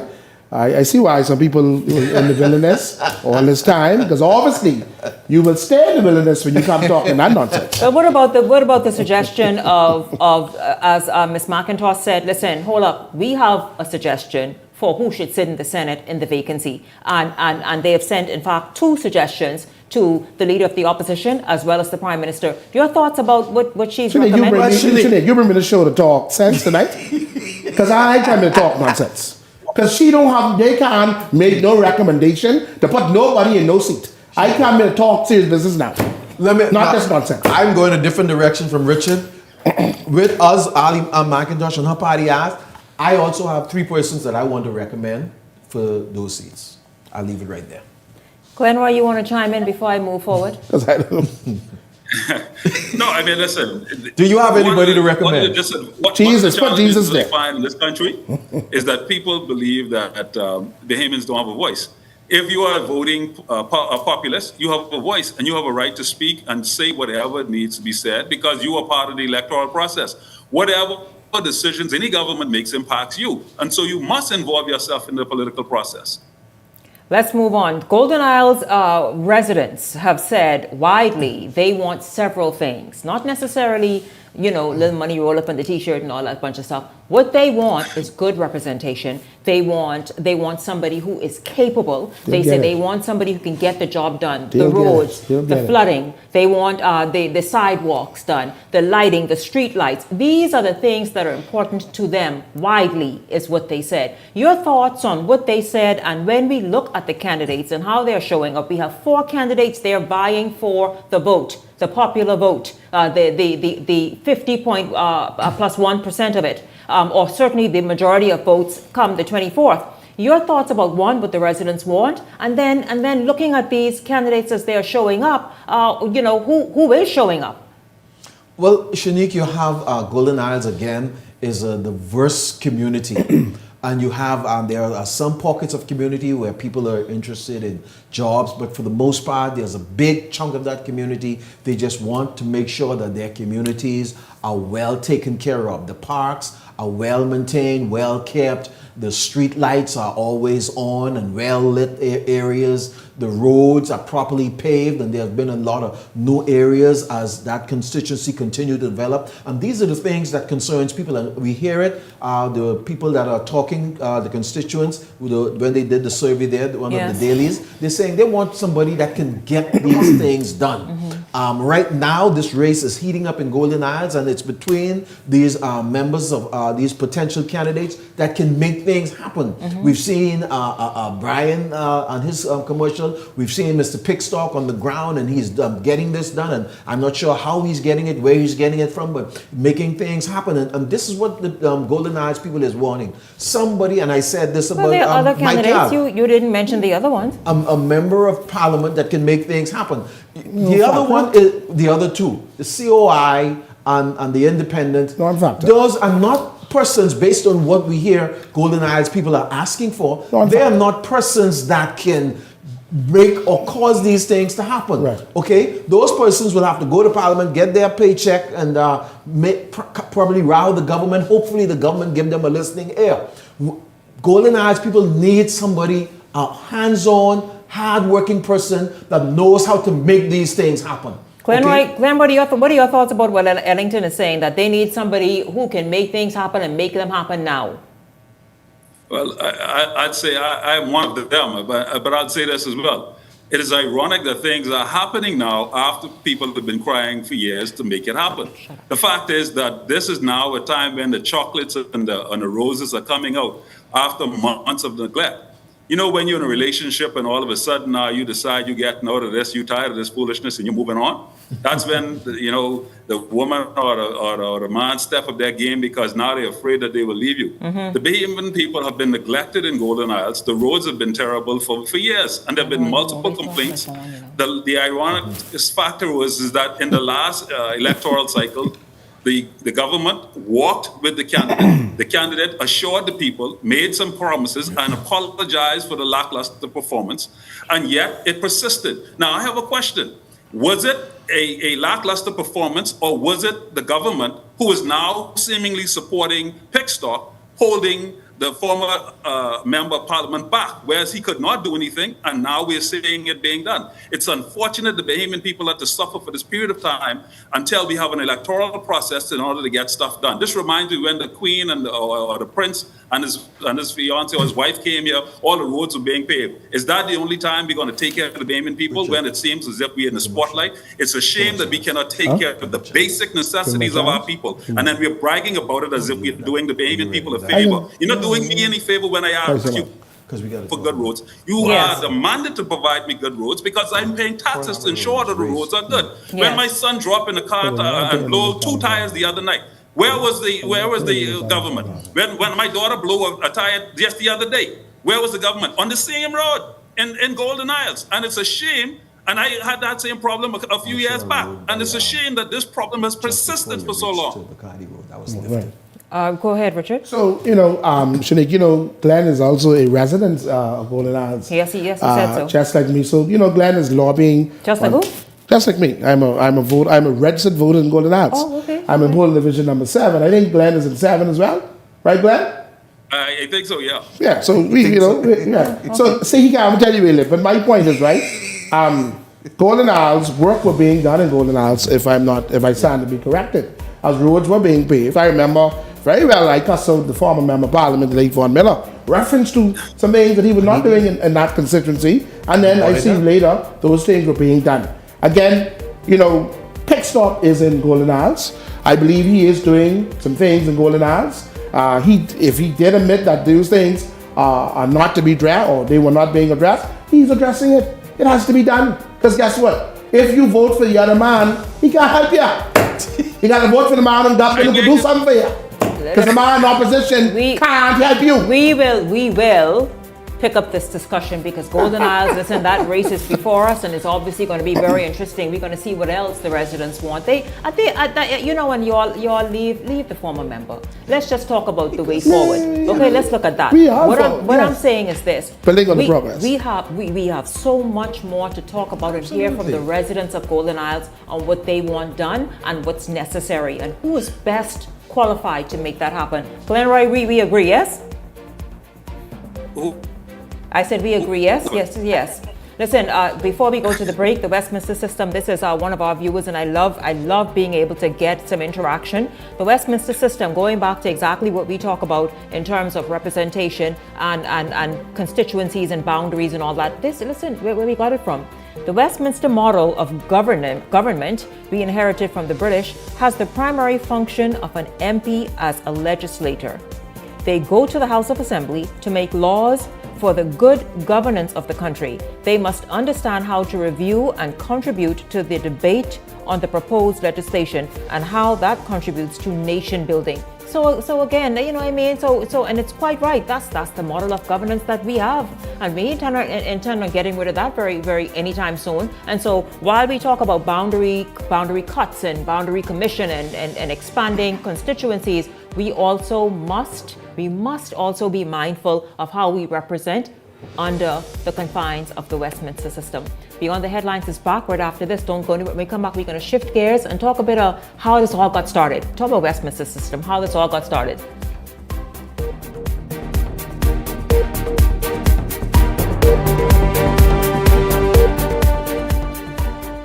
My late husband, Tyrone Albury, had a passion for brewing beer at home. We found one of his recipes and we started on the stovetop with 1 gallon of beer.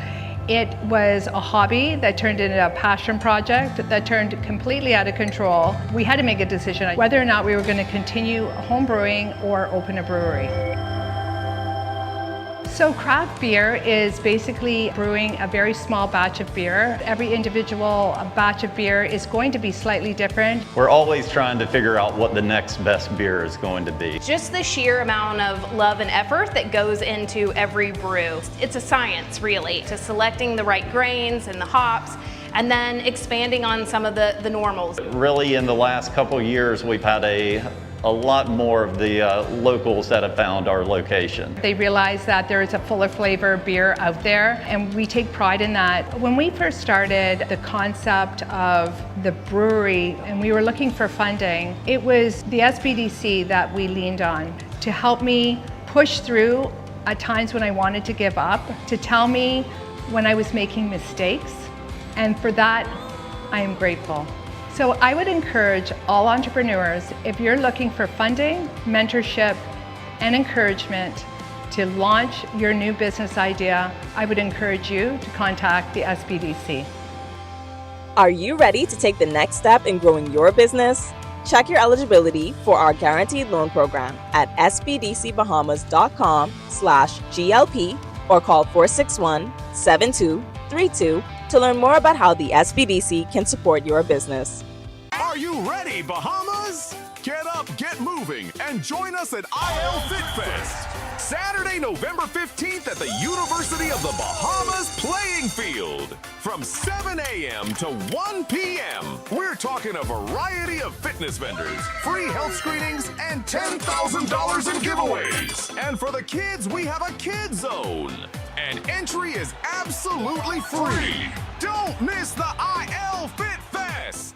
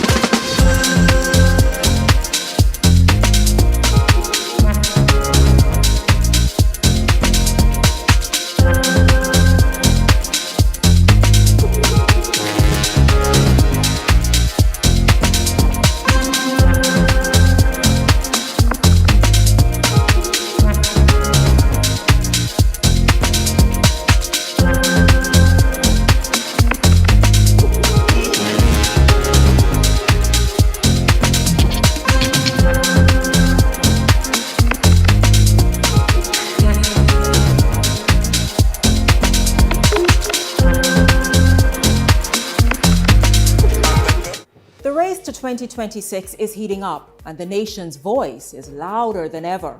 Here on Beyond the Headlines, we're checking the mood, the momentum, and the message of the people. I'm Shanique Miller. Each week, we're taking the temperature of the electorate to see what's really driving the nation.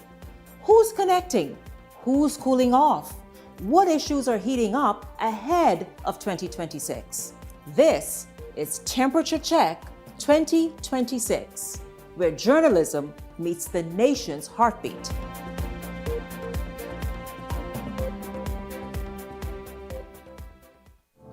Beyond the Headlines is now introducing powerful TV advertising opportunities made just for you. Choose our television ad package, 20 30-second ads for $2,000 or 20 60-second ads for $2,500 plus VAT. Prefer flexibility? Go a la carte. Just $150 for a 30-second ad or $200 for a 60-second ad. Step into the spotlight with our interview package. One 15-minute interview for $500 or 4 for $15 per month. Or bring Beyond the Headlines directly to you with our live on location package, only $2,600 plus VAT. For more information, contact our sales agent at 242-466-6173.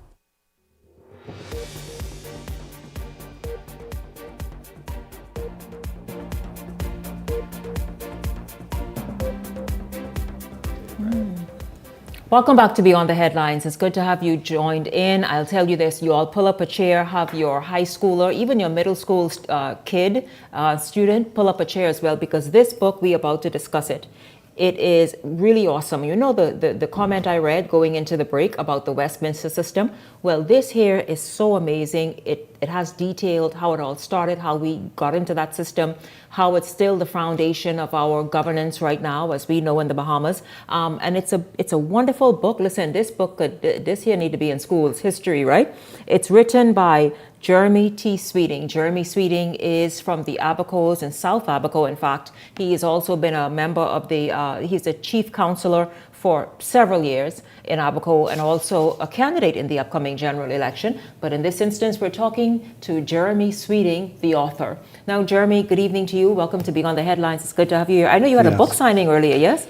No, actually, it's on Saturday at Logos in Harbor Bay Plaza. Yeah, yes. But listen, this is, first of all, congratulations on this. This is easy feat. I mean, when I saw and spoke with you about your book release, I never expected an encyclopedia. I didn't expect that. And this is only the first volume, because this goes from 1729, when the House of Assembly was created with Governor Woodes Rogers, and it goes up until the end of the 19th century till 1900. Volume 2, which I'm in the middle of researching and writing, will pick up in 1901, and it'll go to present day. So you have been a history buff. Yeah, this is my second book. I mean, my first book I wrote on my hometown in Abaco, the history of the island and genealogy, but this is the first political book on political history that I've done. This is amazing, because it's really quite timing. The timing is right? So let's talk about our political history.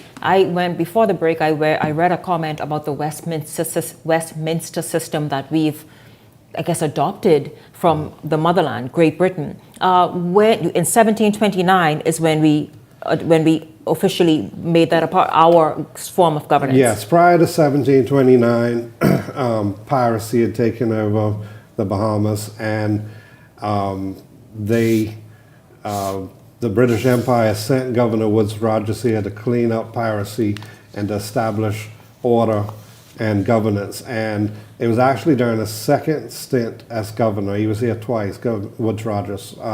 During a second stint is when he established the House of Assembly, which is the fourth oldest legislature in the Western Hemisphere. Our House of Assembly? Yes.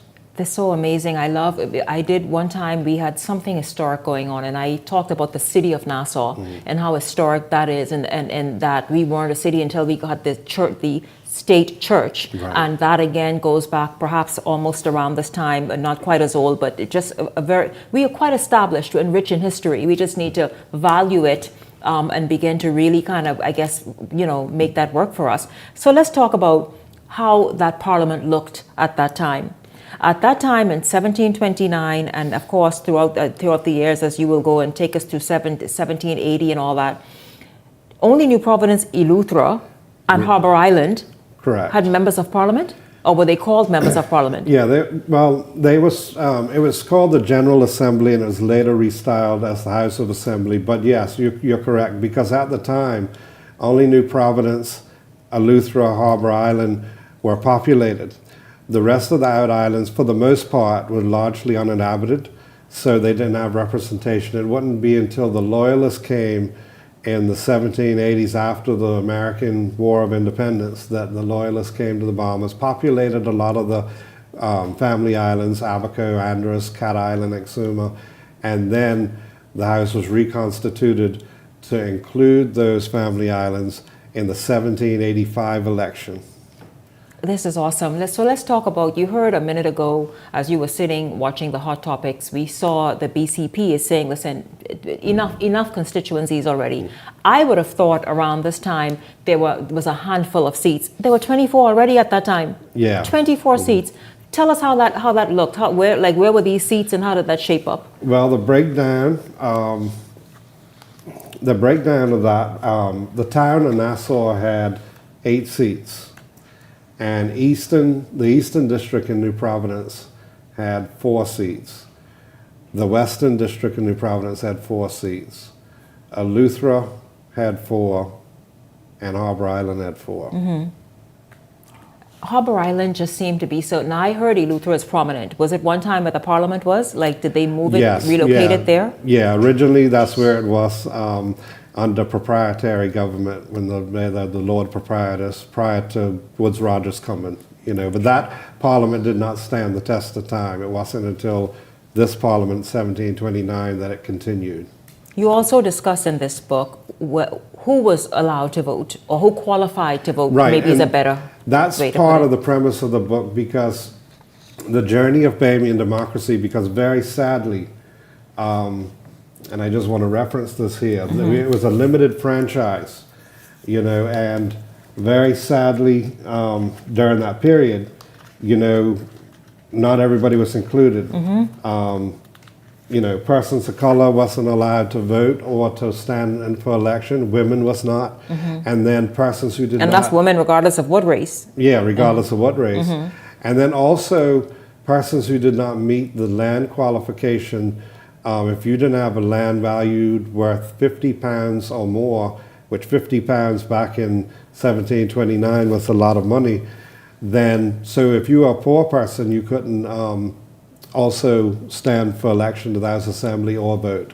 So the franchise was very limited. But as time marched on, the walls of discrimination kept coming down. In the 1830s, persons of color were allowed to vote and be elected to the Assembly. And it goes all the way up to where women were the last to be accepted into the franchise in 1962, as we know. You mean from the 1830s when black people could have voted? Yes. All the way to the 1960s is when women were allowed. And then, of course, in 1982, we had our first women elected. Yes, Janet Boswick with the Free National Movement in 1982. You have this all detailed here.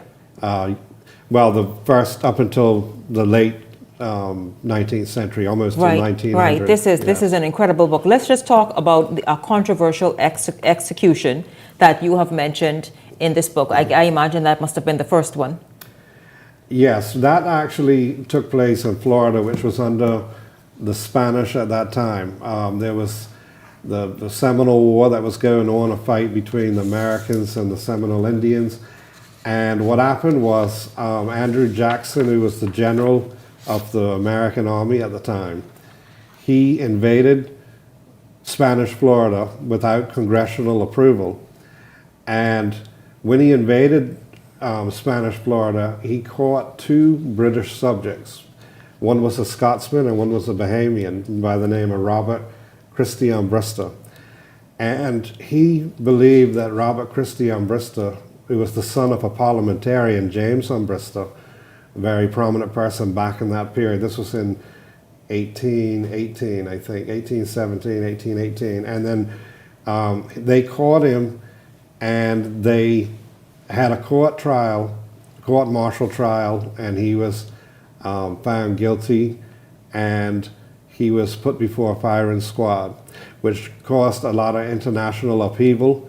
Of course, the heartbroken father felt like it was... And Parliament and Bahamian official. Yeah, well, he was the son of a Bahamian official. No, but I'm saying the father, heartbroken, and an official in the Bahamas, but yet his son is caught up in this. Right, and it cost, a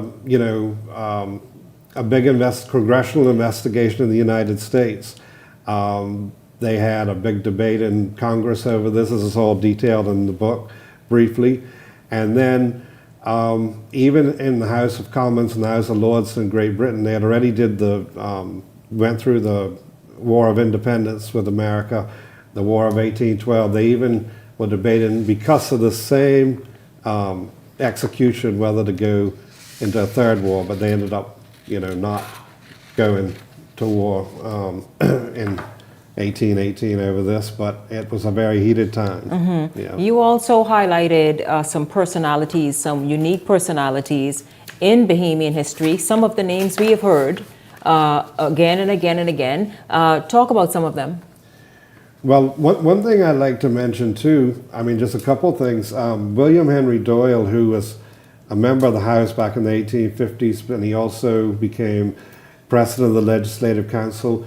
He also became our Chief Justice, and then he was sent to Gibraltar to serve as their Chief Justice. So just to show you how where research will take you, I found out that they had a photograph of him as one of their former Chief Justices hanging in the Supreme Court of Gibraltar. So here I was one morning at 4 o'clock in the morning, because of the time distance, on the phone with the Supreme Court of Gibraltar.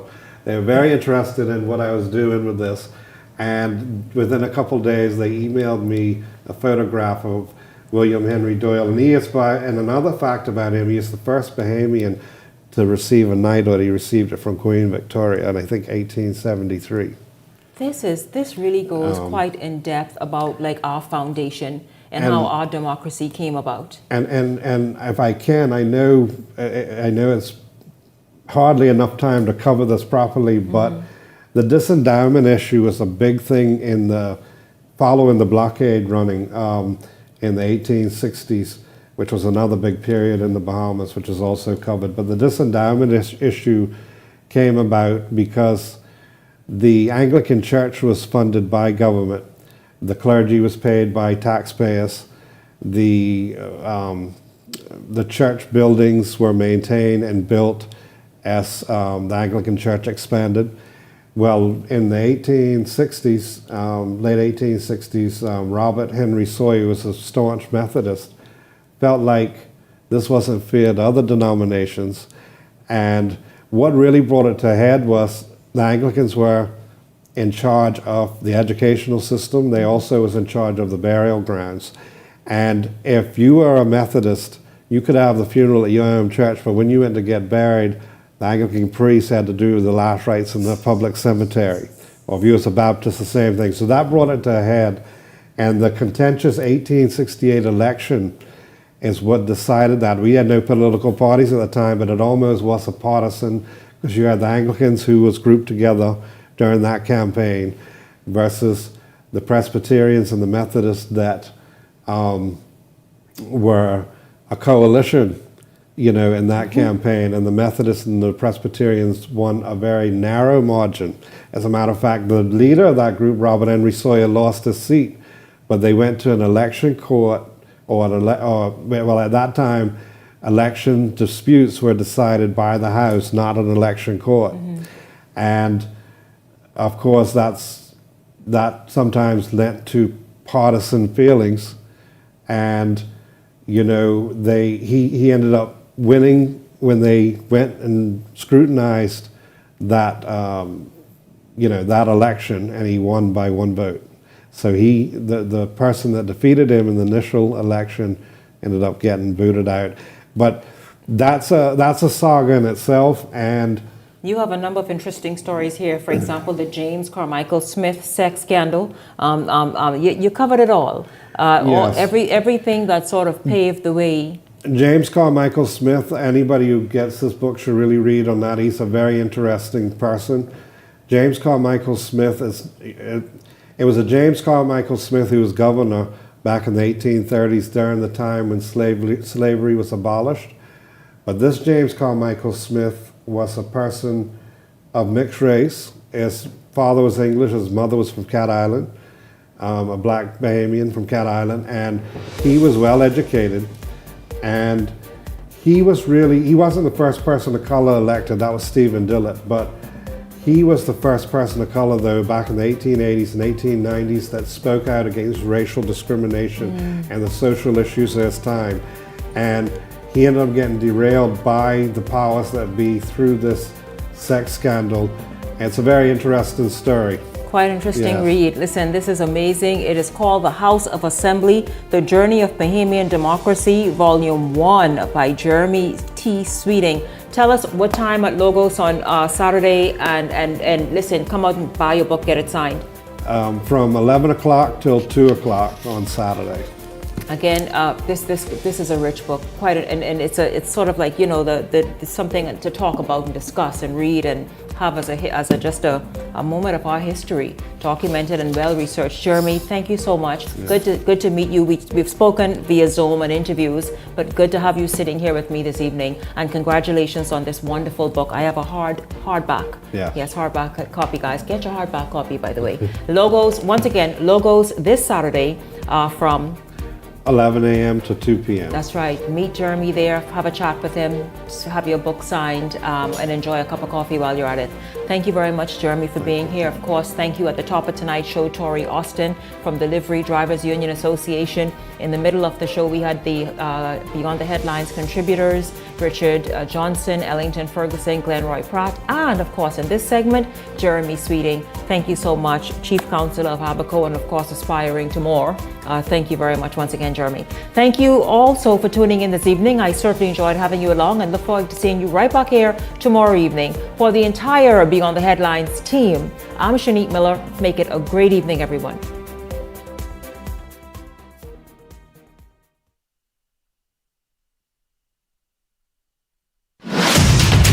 The Verizon Media Group, home of ILTV, Paramount Systems Limited, Eyewitness News,